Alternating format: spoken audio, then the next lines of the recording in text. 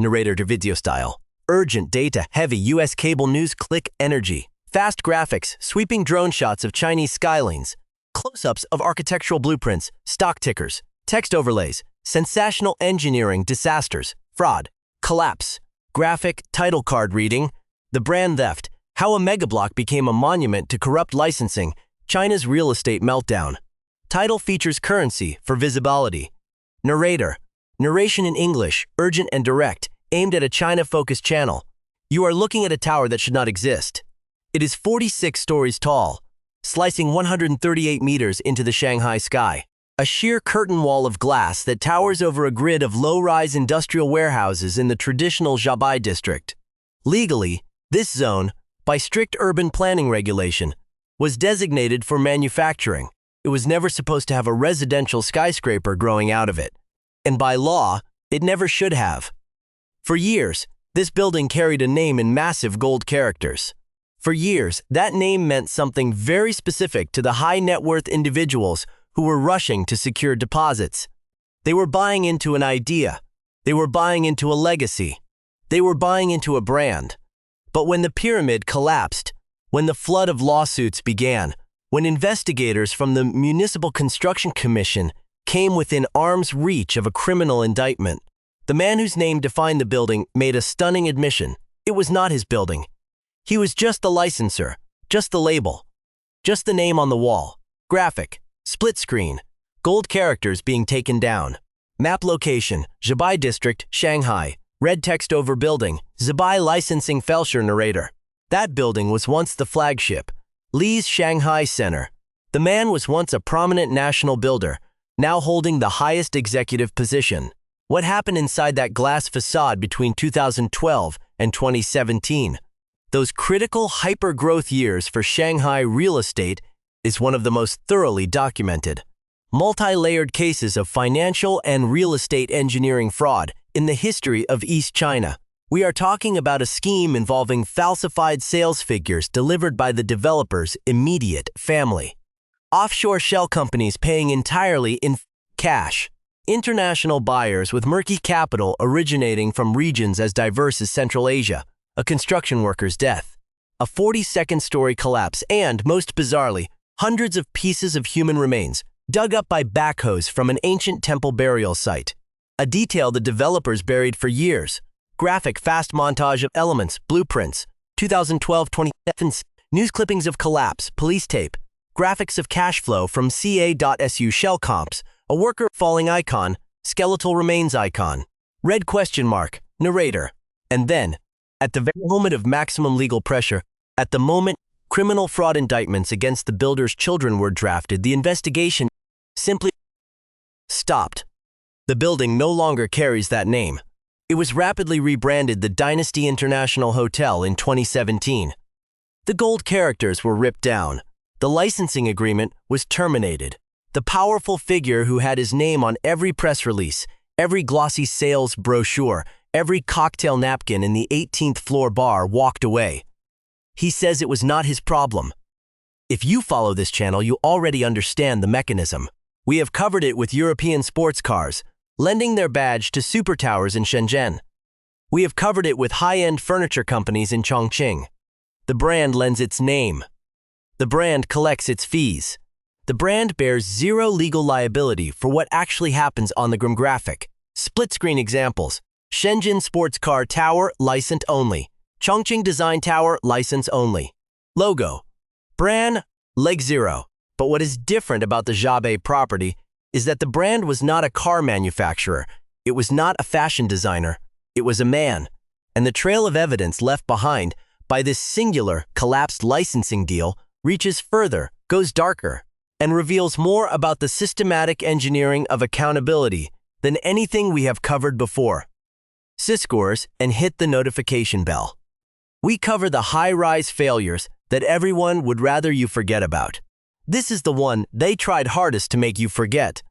To understand Lee's Shanghai Center, you have to understand what the family's business had become by the mid-2000s during the initial explosion of China's urban megaprojects. In his earlier career, the elder Lee was a developer in the traditional sense. He built things, he owned them, He negotiated the complex state financing, oversaw the rapid, intense construction, and held the primary asset on his organization's balance sheet. He built prominent, city-defining properties in Beijing and Guangzhou. He understood ownership, video, historical footage, men's in hard hats pointing at scaffolding in Beijing, Guangzhou, early 2000s.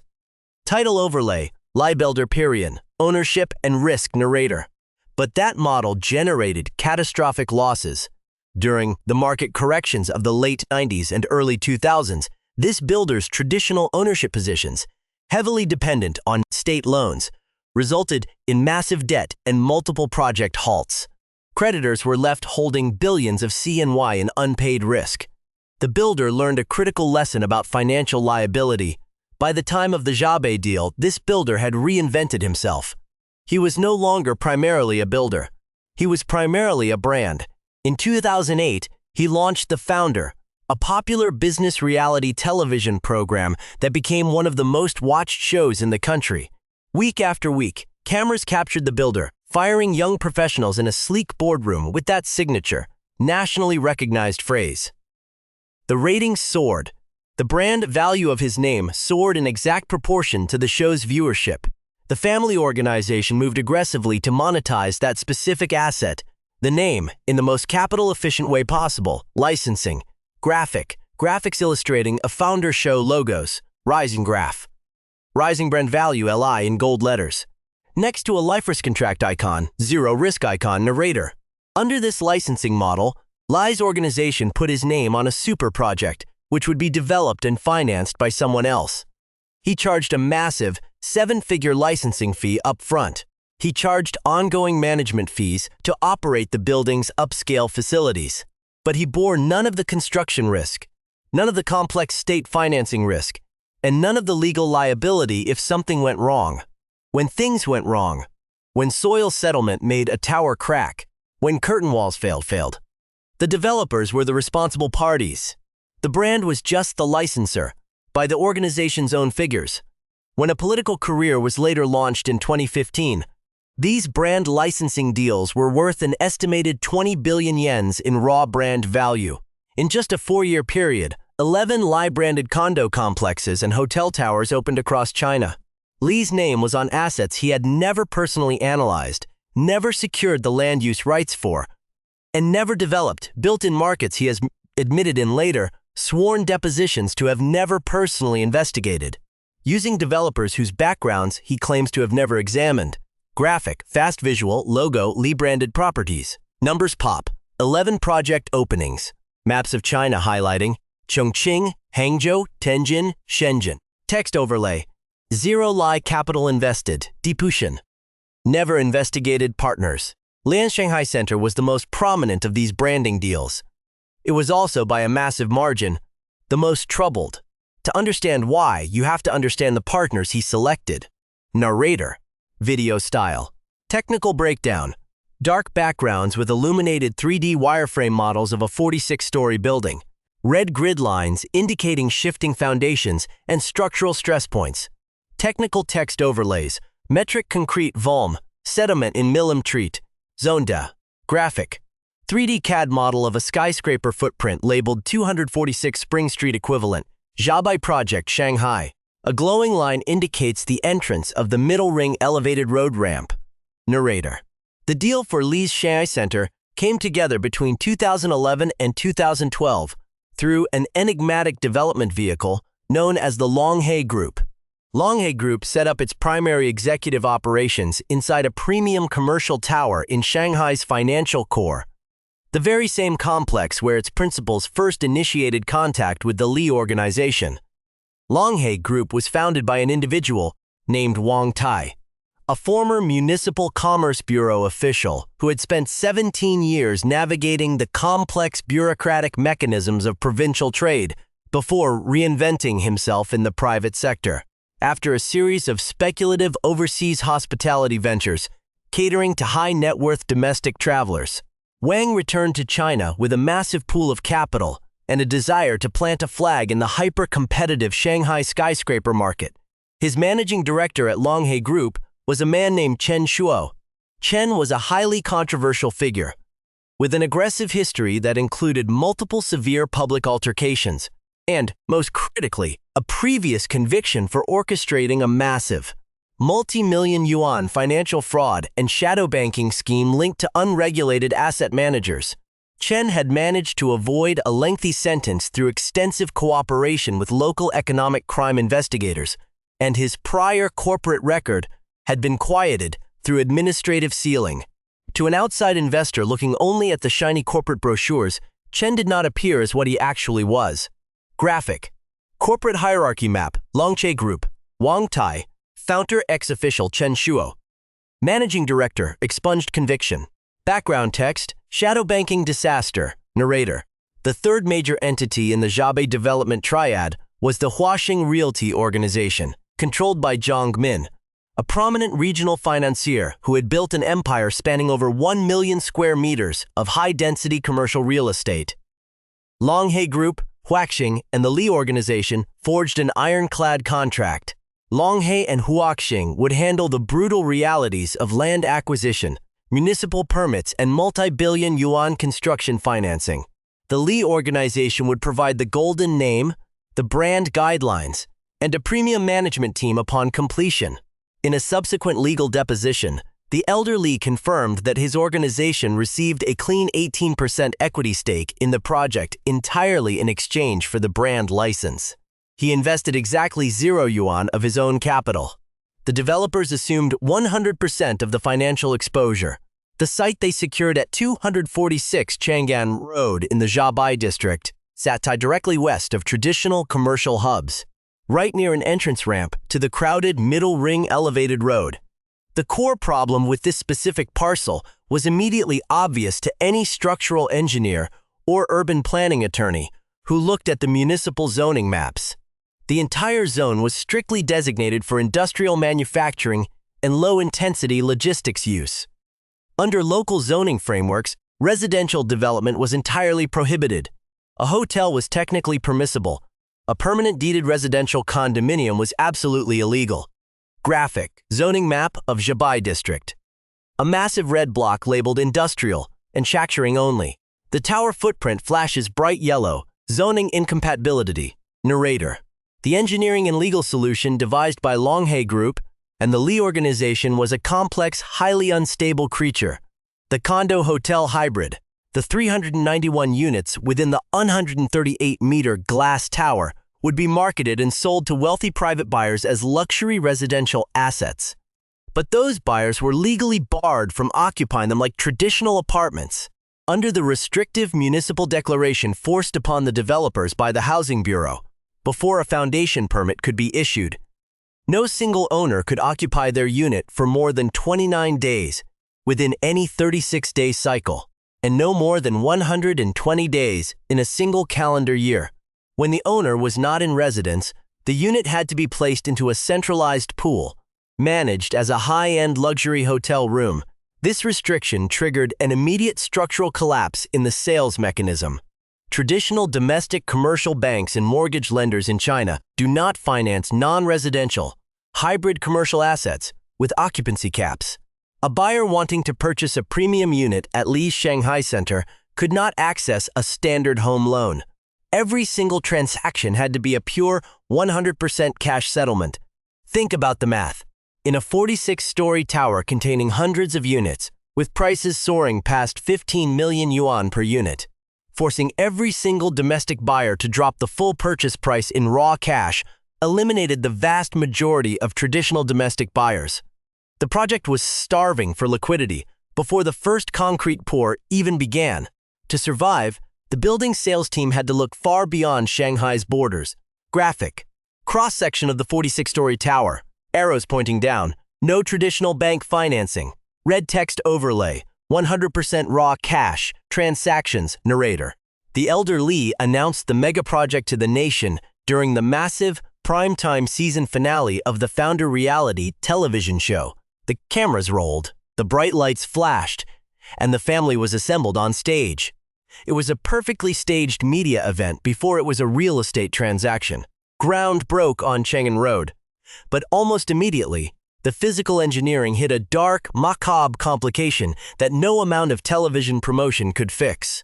As the heavy backhoes dug deep into the soft alluvial soil near the river network to establish the massive foundation piles, they hit something solid. It wasn't bedrock.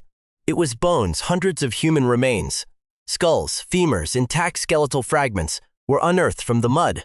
The site had historically sat atop the forgotten 19th-century burial grounds of an ancient Buddhist temple community, known for its historical defense of local laborers and displaced populations. According to archived reports from municipal cultural relics teams, the developers deliberately stalled the required archaeological excavations and forensic testing for years. The objective was clear: avoid an administrative stop-work order and suppress any public controversy that would draw municipal inspectors to an already legally vulnerable project. Video: heavy excavator bucket digging into dark earth. Wireframe overlay showing underground structural layout, switching to an emergency alert icon. Text overlay: archaeological stall. Narrator: construction pushed forward at a frantic pace to beat the mounting debt service. By early 2014, the glass and concrete monolith had reached 42 stories. Then, during a massive high-pressure concrete pour on the upper residential decks, disaster struck. A critical structural support for the heavy wet concrete formwork suffered a catastrophic engineering failure. The temporary shoring gave way entirely. A construction worker named Yu Chao, a migrant laborer who had traveled from an agrarian village to work the high-rise booms, fell 42 stories to his death. Another worker was crushed beneath the cascading debris, suffering permanent, life-altering injuries. The Municipal Construction Commission immediately halted all operations on the tower.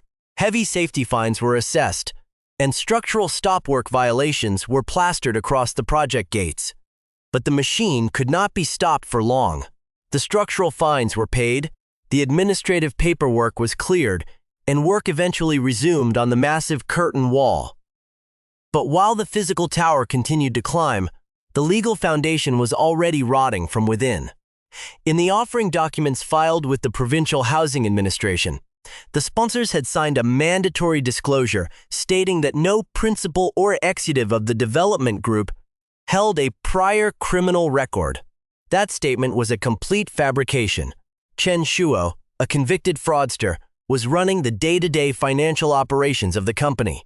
When the local business press finally exposed Chen's sealed criminal history, the project was already substantially complete.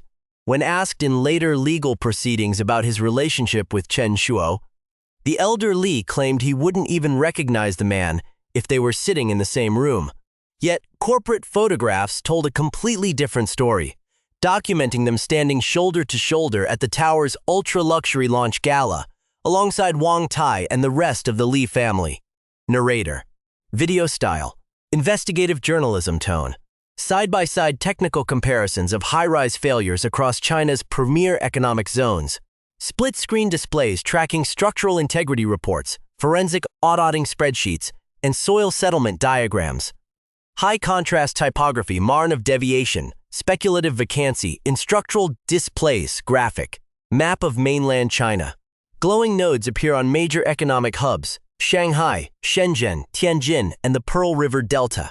Text banner: the fraud parallel, hollow branding in concrete across the nation. Narrator: to fully comprehend the structural and financial failure of Li's Shanghai Center on Chang'an Road, you have to realize that this project was not an isolated anomaly. It was the absolute zenith of a dangerous, highly speculative real estate mechanism, sweeping across mainland China's hyper-growth property markets throughout the 2010s.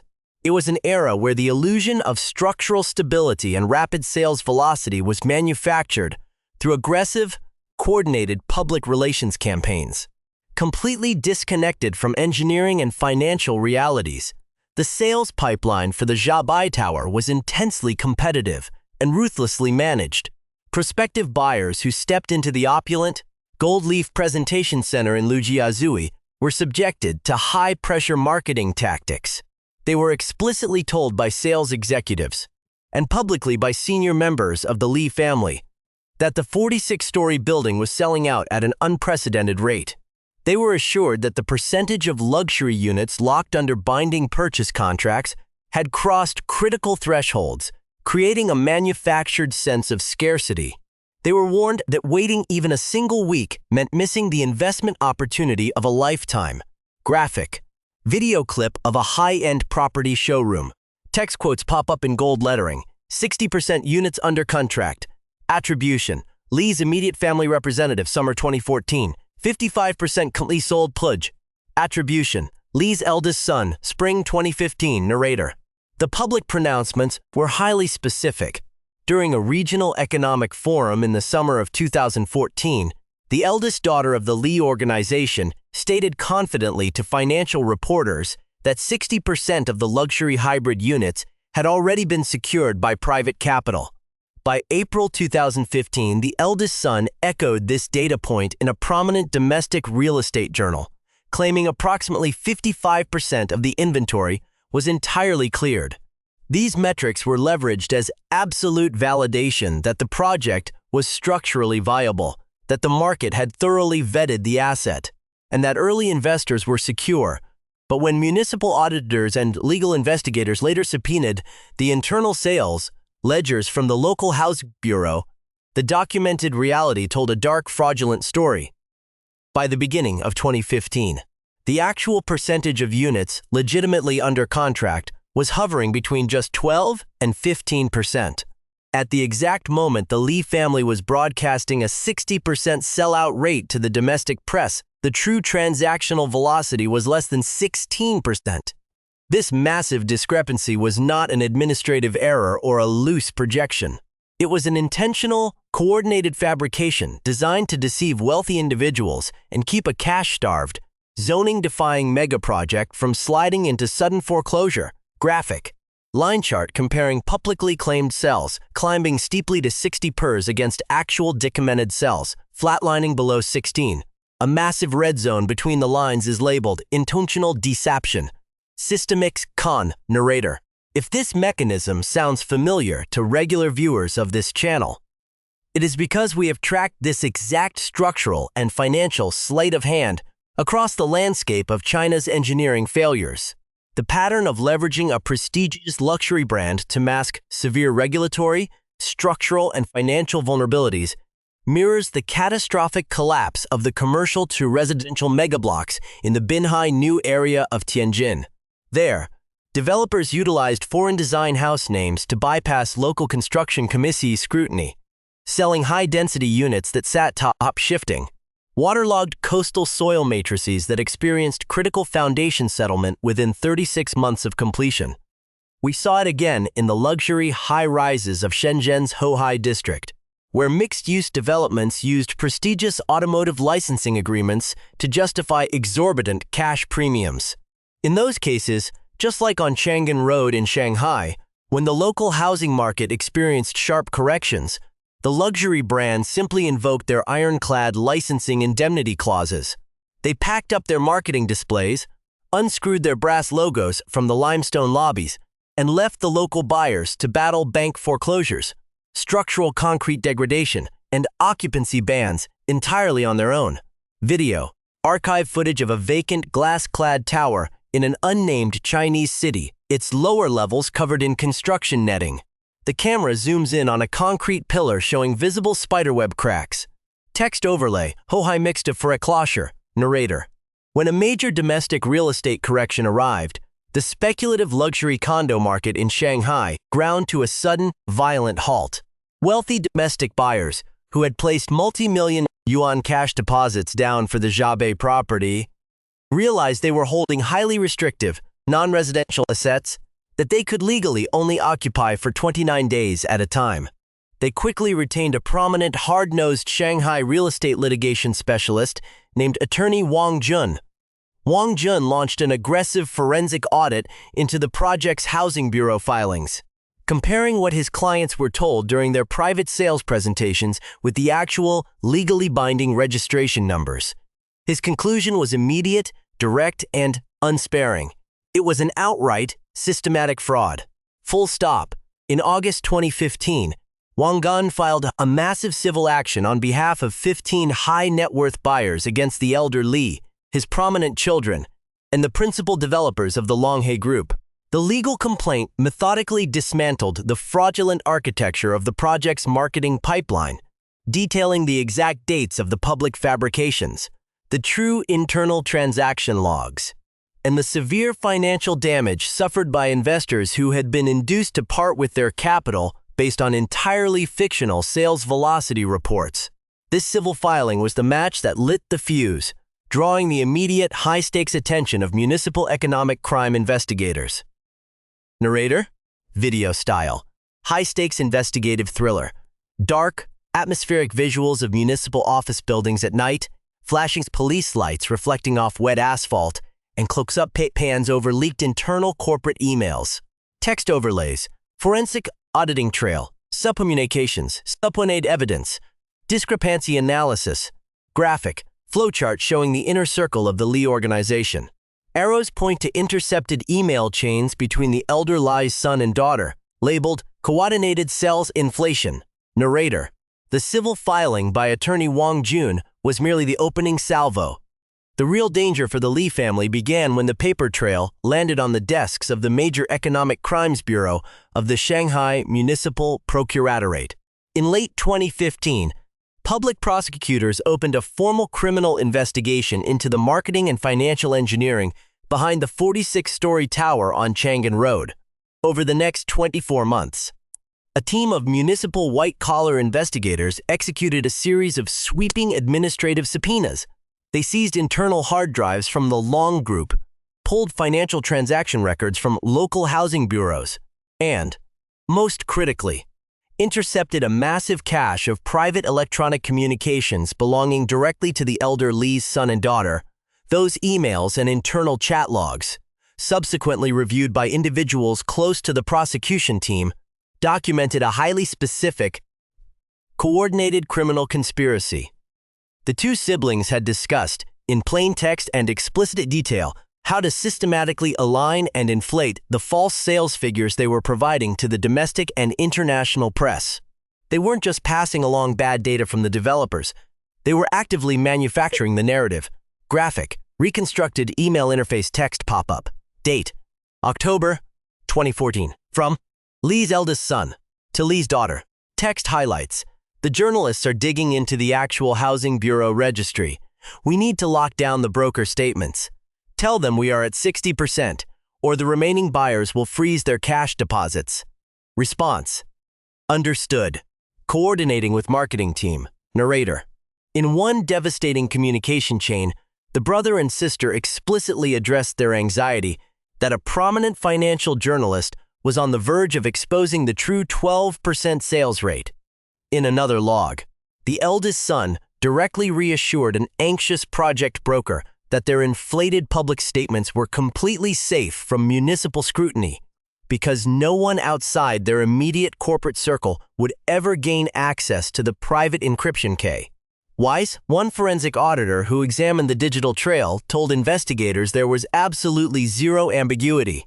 The Lee children had approved, known of, agreed to, and intentionally weaponized fabricated sales percentages to drive high-stakes cash transactions for a failing megaproject by the spring of 2017. The Municipal Procuratorate had compiled what senior prosecutors internally classified as an airtight textbook case for a felony corporate fraud prosecution. A criminal indictment against the immediate family members of one of the nation's most visible real estate icons was drawn up and ready to be executed. The evidence was concrete, the intent was documented, and the legal trap was about to spring shut. And then, a prominent, highly connected corporate litigator named Zhou Feng entered the office of the chief municipal prosecutor. Video dark. Slow-motion shot of a black luxury sedan pulling up to a municipal government office complex.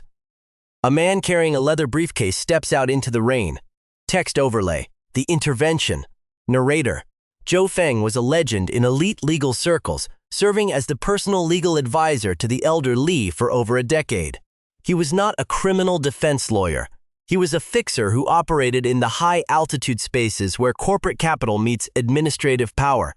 Zhou Feng bypassed the frontline economic crime investigators entirely and secured a private, unminuted meeting with the chief administrative officials of the district. The precise chronology of what occurred next has been meticulously pieced together by independent investigative financial journals. Public disclosure filings show that just weeks prior to this meeting, an investment vehicle closely tied to Zhou Feng's firm had channeled a massive, multi-million yuan contribution directly into a regional development fund heavily championed by the district's chief administrative officer. While the contribution was temporarily diverted when the investigation intensified, as is customary when an asset comes under official review, the political and economic leverage had already been established. Exactly 3 months after that private meet, the Chief Procurator's Office issued a brief administrative directive to the frontline investigative team. The criminal case against the Li family was to be dropped immediately. The file was closed. The drafted indictments were shelved.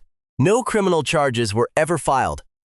When independent journalists later questioned the Administrative Bureau about the sudden shutdown and the timing of the development fund injections, officials insisted that external influences played zero part in the decision. They issued a static statement claiming that after an exhaustive review, they determined the evidence did not support a prosecution beyond a reasonable doubt, choosing to frame the entire disaster as a complex civil-commercial dispute rather than a criminal fraud. The frontline investigators who had spent 2 years building the case were bound by strict institutional confidentiality agreements and could not utter a single word publicly. Graphic. A heavy red stamp slamming down onto a folder labeled Jabi Real Estate Indictment. The stamp reads, Kesarkif no charge, narrator. Meanwhile, the parallel civil lawsuit was quietly strangled in the dark. In late 2016, the Li organization, while refusing to admit a single iota of wrongdoing, reached a private settlement with attorney Wang Jun's 15 clients. The family agreed to refund exactly 90% of the massive cash deposits paid by the plaintiffs, but that refund came with an ironclad, draconian condition. The buyers were forced to sign a comprehensive non-disclosure agreement. They were legally barred, under penalty of total asset forfeiture, from ever discussing the evidence of systematic fraud, the false sales figures, or the internal mechanics of the project. The Li organization's general counsel publicly dismissed the entire multi-year legal war as a simple case of buyer's remorse. Driven by a cooling property market, the tower on Chang'an Road remained standing, its glass facade gleaming in the Shanghai smog, and the Li name remained bolted to the entrance in heavy gold characters. The organization continued to siphon lucrative monthly management fees from the hotel operations, but beneath that shiny surface, the underlying financial engineering was generating an entirely different kind of crisis, because traditional domestic banks refused to touch a condo-hotel hybrid with severe occupancy restrictions. The sales that did manage to close skewed entirely toward an elite, highly secretive class of cash purchasers. When forensic financial analysts later cross-referenced the property registration logs, the true demographic profile of the building emerged, and it was arresting, graphic. Pie chart, breaking down the buyers of Li's Shanghai Center. A massive 77% slice of the chart detaches and flashes red labeled. Anonymous offshore shell companies, cash transactions narrator. Fully 77% of all completed sales at Li's Shanghai Center went directly to anonymous shell companies that paid entirely in raw, unbackable cash. These were corporate entities formed in offshore jurisdictions just weeks, sometimes days, before the property acquisition. They possessed no operational business purpose, no employees, and no physical presence other than to hold the deed to a specific luxury unit. Effectively masking the true identity of the beneficial owners, the capital flooding into the Chang'an Road Tower originated disproportionately from highly unstable economic regions across Southeast Asia, Eastern Europe, and most notably, capital flight channels from Central Asian nations like Kazakhstan. The sales pitch to these foreign buyers was beautifully simple. Trade your volatile, vulnerable currency for hard, premium Shanghai real estate, complete with panoramic river views, 5-star hospitality services, and the bulletproof prestige of the Li brand name. It was the ultimate unregulated vehicle for moving massive blocks of wealth into a stable asset class. The elder Li's son was remarkably candid about this dynamic. During a regional real estate conference in the autumn of 2014, he told an audience of property executives that international buyers made up a massive, completely disproportionate cross-section of their luxury portfolios in Shanghai and across their broader metropolitan assets. He openly boasted that his organization was seeing an absolute tidal wave of offshore capital pouring directly into their premium developments. Video, archive footage of luxury real estate conferences, high-end dinners, and champagne toasts. Text overlay quotes the Sun. A massive cross-section of our assets are held by offshore capital. Narrator. But what the Li organization framed as international prestige, corporate insiders described as something far more insidious. A former chief financial director of the Longhai Group, an executive named Zhou Jia, who fled the company after a bitter internal dispute, subsequently filed an explosive whistleblower complaint in an out-of-province court. In those legal filings, Zhou Jia explicitly characterized the Longhai Group's development model as a highly sophisticated, multi-tiered money laundering machine. He alleged that the entire structural framework of Li's Shanghai Center was designed to ingest illicit, unverified foreign funds and wash them through legitimate real estate development cycles and hotel hellroom cash flows. A critical footnote in that explosive whistleblower filing made a point to state that there was no direct evidence showing the elder Li was personally aware of or participated in the underlying laundering mechanics orchestrated by the Longhai Group. The allegation was aimed squarely at the developers running the ground-level operations. But the reality remained undeniable.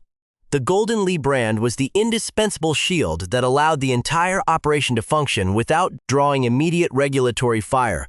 One specific transaction exposed in subsequent cross-border litigation involved a disgraced former municipal gov, owner from a resource-rich province in Kazakhstan. According to an asset recovery lawsuit filed in a regional court, multiple premium units within Li's Shanghai Center had been acquired using shell companies funded entirely by capital stolen directly from Kazakh public infrastructure accounts. 3 luxury suites, bought entirely in cash, through anonymous front companies using funds of highly disputed, illicit origin, all sitting quietly inside a 46-story tower that the public was told was a monument to domestic economic triumph. Narrator. Video style. Somber, analytical finale. Slower pacing, deep synthetic drone music. Drone shots pulling back from the 46-story glass tower, revealing its immense scale against the low-rise industrial grid of Zhabai. Visual transitions to a stark black screen with illuminated text overlays. The disappearing act. Rebranding reality. Accumulated asset isolation. Graphic. 3D map of the Chang'an Road site. The golden characters of the original tower name turn gray and disintegrate. A new label appears. Dynasty International Hotel. Narrator. The 46-story glass monolith on Chang'an Road continued its troubled hotel operations through the initial years of the elder Li's dramatic and unprecedented ascent to national executive power. As his political trajectory solidified between 2015 and 2016, the public visibility of every asset bearing his family name increased exponentially. But in the hyper-volatile world of premium real estate, that immense visibility quickly transformed from an elite marketing asset into a toxic operational liability. By late 2016, a sharp cultural and economic backlash began to manifest within the building's primary domestic markets. High-end business travelers, multinational corporations, and upscale event planners began quietly boycotting properties, explicitly tied to the highly controversial political figure. Internal management reports from the tower staff documented a swift, devastating drop-off in premium room bookings, corporate conference reservations, and luxury suite occupancy rates. The golden characters bolted to the limestone entrance had become an absolute magnet for public scrutiny and market avoidance.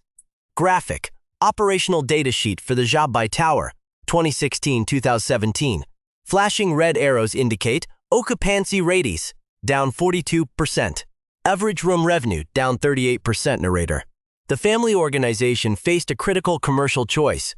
Watch the flagship asset bleed liquidity or execute a total structural erasure. In November 2017, the Li organization announced its absolute and immediate exit from the Chang'an Road management and licensing contracts. The company issued a clinical, brief press release citing a changing commercial environment and a strategic realignment of their domestic hospitality portfolio following the national election cycle. The licensing arrangement was completely terminated. The lucrative management fees ceased. The Huaxing Realty Organization and a major California-based institutional investment fund, which had quietly seized primary ownership of the underlying property through a complex debt foreclosure process during the market correction, finalized a total corporate buyout in December 2017. The building underwent a breathless 72-hour rebranding campaign. It was renamed the Dynasty International Hotel and Spa. Teams of night shift laborers erected massive scaffolding towers over the entrance. The heavy gold characters spelling out the Lim were aggressively pried off the facade, packed into unmarked crates, and hauled away. The name vanished from the canopy, from the digital booking engines, from the employee uniforms, and from the glossy marketing materials. Video, time-lapse sequence, or graphic recreation of workers unscrewing heavy metallic characters from a dark granite wall, leaving faint structural outlines behind. Text overlay. The rebranding urgeur. Narrator. The 46-story tower at 246 Chang'an Road still stands today, slicing through the Shanghai smog, operating exactly like any other upscale business hotel in the Zhabai district. Guests check into the panoramic suites, book conference rooms, and dine in the 18th floor restaurant, completely oblivious to the multi-year fraud litigation, the structural worker fatalities, and the forensic auditing battles that occurred within the very walls surrounding them. The anonymous shell companies that snapped up 77% of the units using untrackable offshore cash still hold those deeds, hidden safely behind impenetrable layers of corporate secrecy. The high-net-worth buyers who were defrauded by fabricated sales figures got 90% of their capital back a decade ago, but they remain permanently gagged by ironclad non-disclosure agreements, legally prevented from ever detailing the systemic deception they witnessed. Let us return one final time to the core mechanism, because this is the precise structural blueprint that links this disaster to every single engineering and real estate failure we track on this channel. In a subsequent sworn legal deposition, the elder Li described his structural relationship to the Chang'an Road Tower with absolute, unyielding clarity. He was the licensor. He provided the name. He collected the upfront fees. He siphoned the ongoing management revenue. He held a clean 18% equity stake entirely in exchange for the brand identity. He invested not a single yuan of his own capital. Graphic. Architectural blueprint of a skyscraper base. A heavy steel shield lowers over the foundation, labeled Licensing Agreement, Liability Indemnity. Arrows representing losses, financial losses, and zoning fines bounce off the shield. Narrator. When the construction scaffolding collapsed. When a migrant laborer fell to his death. When the Housing Bureau exposed the illegal condo-hotel hybrid zoning scheme. And when criminal investigators traced Kazakh capital flight funds through the sales ledgers, the Li organization's defensive posture never wavered for a second. The developers were responsible. Longhe Group was responsible. Huaxing was responsible. The brand partner was merely an innocent licensor, entirely insulated from the physical and legal realities on the ground. This is the exact same corporate engineering that protects global luxury automotive brands when their licensed residential mega-projects in Shenzhen or Chongqing slide into sudden financial bankruptcy and abandonment. The contract defines the universe.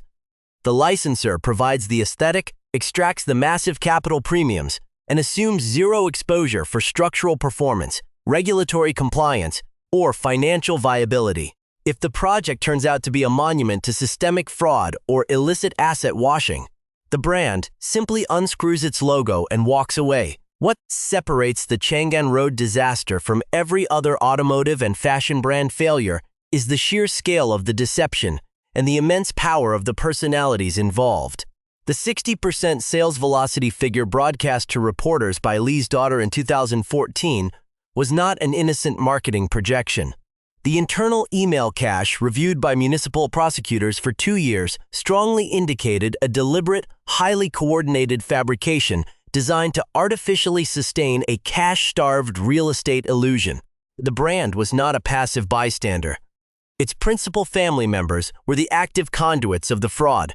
Video, dramatic slow-motion shot pulling back from the top of the glass tower as night falls over Shanghai, the city lights flickering to life. Text overlay credits roll over the dark sky narrator. The legal outcome of this multi-year real estate war remains a masterclass in structural accountability avoidance. A 90% cash settlement. Totalizing non-disclosure agreements.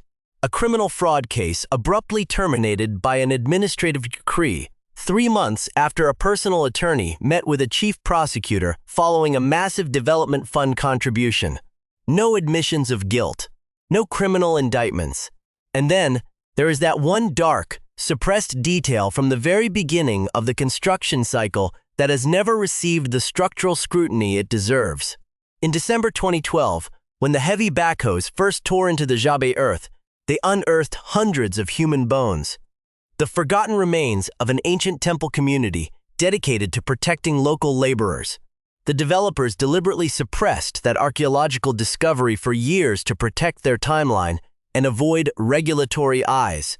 When an inconvenient truth was encountered, whether it was human remains in the foundation mud, a convicted felon running the finances, a catastrophic collapse on the 42nd floor, or a mountain of fabricated sales figures, the response of the licensing machine was always identical: manage its public visibility, suppress its substance, and litigate it into total silence.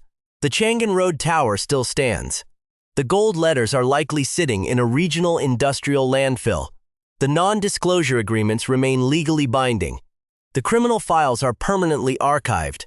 The elite developers have dispersed to sanctuaries in Europe and Turkey, while the man whose golden name drove the entire illusion sits at the absolute pinnacle of global geopolitical power. The system held.